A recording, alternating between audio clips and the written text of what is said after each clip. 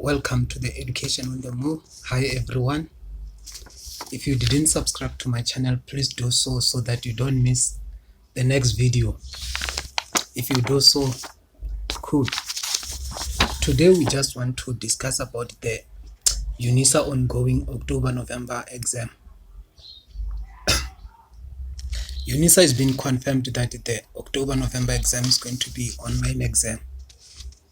So most of students, they are still confusing that it's going to be a venue or based or online exam. It's confirmed that it's going to be online exam.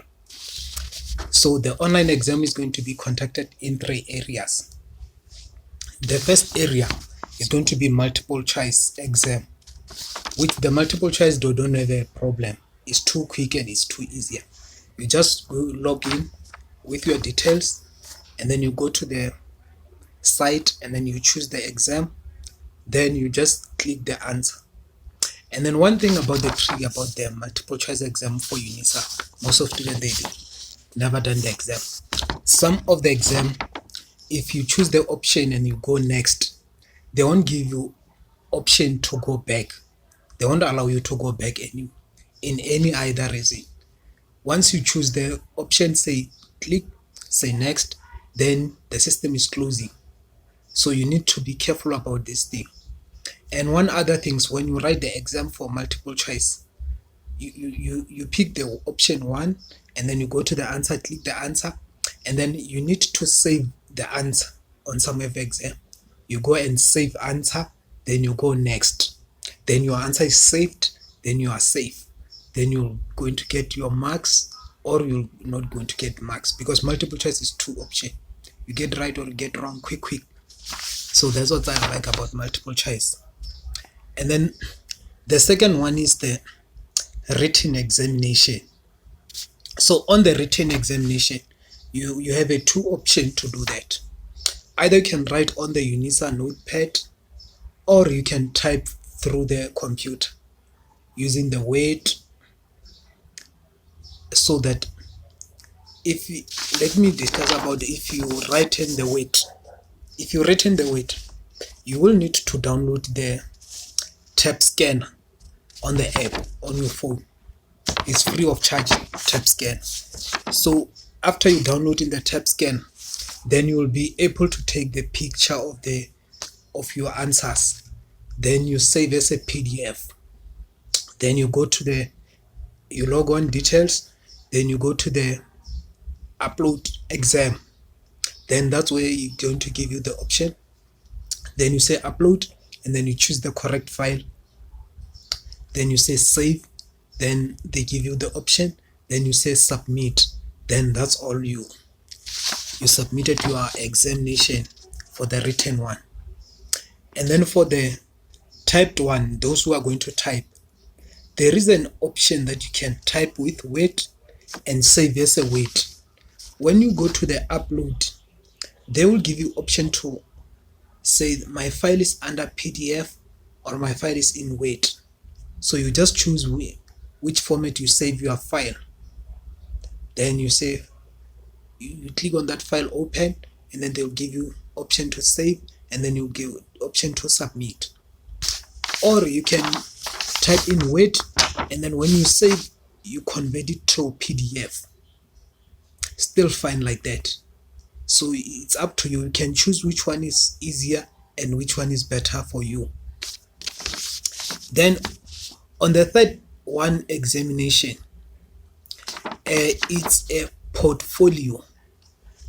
So most of students in portfolio, they get confused. Portfolio, they give you exam that you are going to write with your own time, own space. The only challenge with portfolio is simple. Portfolio, you have a due date. If the due date pass, then you have got trouble. You can't submit anymore. Either you can close it or whatever. So portfolio, maybe they give you 1 day, they give you 2 days, 3 days, 4 days. Some the portfolio is 4 hours. But portfolio, you write with your own space. They only give you the deadline. They don't say it's a 2-hour exam or 3 hour, 4 hour. No, they just give you portfolio. You need to submit portfolio at this time. Then when the time is gone, then you need to submit your portfolio. So don't get confused about these three types of examination. All the examination is more similar like the venue examination. The only difference for that one, you don't go to the venue, you just write it from your home, so that you need to take like you are in a venue examination, because there's similar examination, just the only difference you write it at home, that's all.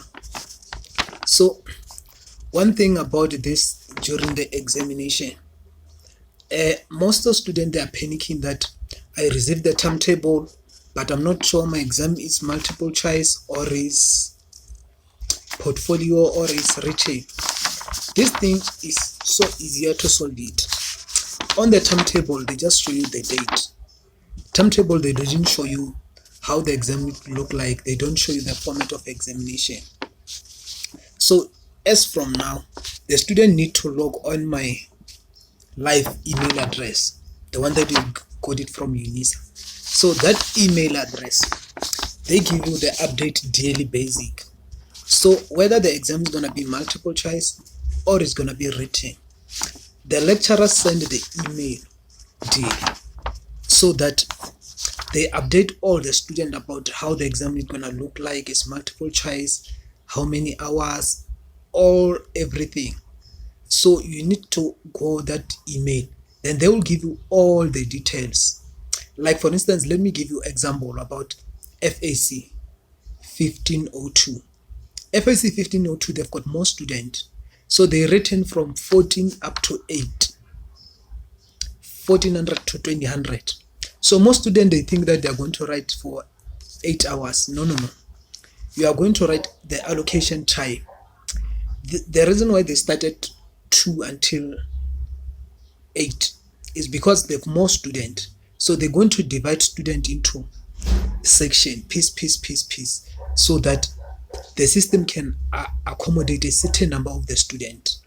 So the details, what time are you going to write specifically, you are going to receive these details on my live email address. So it's so important to read your my live email address rather than ask other students every time, say what happened to the exam, what time I'm going to write, because the student, they don't have any information, your personal information, they just have a general. So if you log in, you have the specific time, details, everything, so then you can understand how it works. So most students, they don't read the important information. They just go and ask on the social media and say, hey, how the exam look like, how this is good to ask. But the problem is one thing, sometimes they didn't allocate you the same time, so that someone who's answering you, they will give you the details, not your details. So you need to be careful about this thing. You need to log on my live email address daily basic, so that you can check all the update.